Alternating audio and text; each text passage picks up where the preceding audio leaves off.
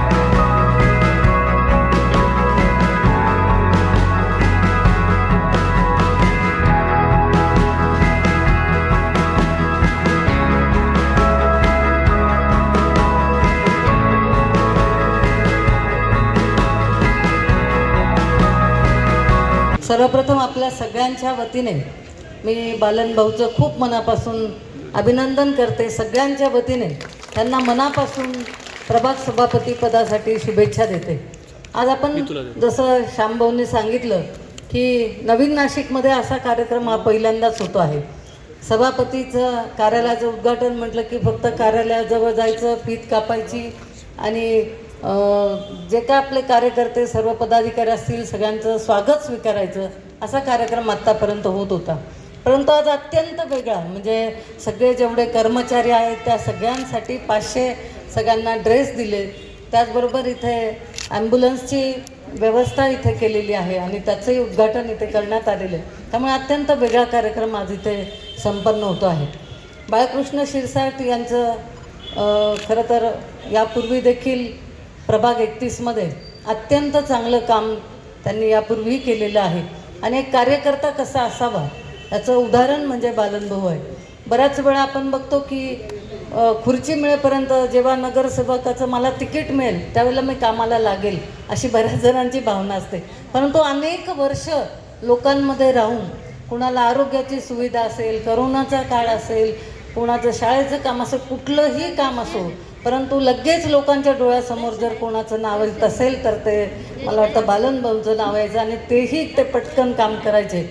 अनेक त्यांनी कथा कार्यक्रमांचं आयोजन केलं, मग शिवमहापुराण कथा असेल, भागवत सप्ताह असेल, अशा प्रत्येक ठिकाणी त्यांनी पाथर्डी पाठर कथांचं कार्यक्रमांचं आयोजन केलं आणि प्रत्येक लोकांपर्यंत त्या निमित्ताने ते पोहोचलेले आहेत।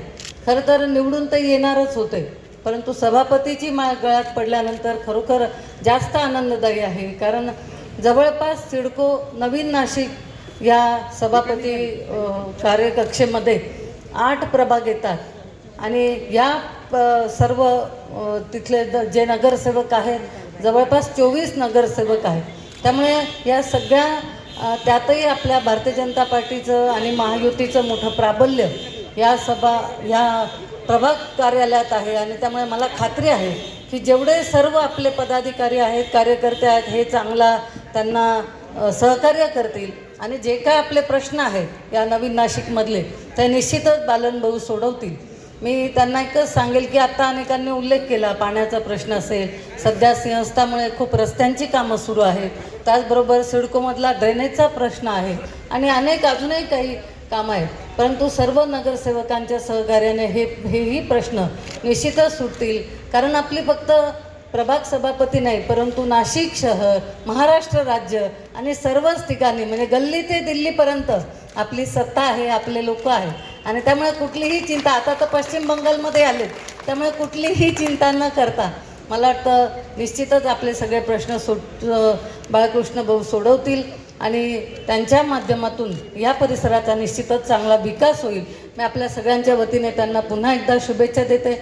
आमचं तर एक बहीण म्हणून त्यांना पूर्णपणे सहकार्य आहे, पूर्णपणे पाठिंबा आहे आणि निश्चितच आम्ही देखील पूर्णपणे त्यांना सहकार्य करू याची ग्वाही देते. आणि आपण सगळेजण मोठ्या संख्येने या कार्यक्रमाला आले त्याबद्दल तुमचंही आभार मानते. धन्यवाद. जय हिंद, जय महाराष्ट्र, जय भारत.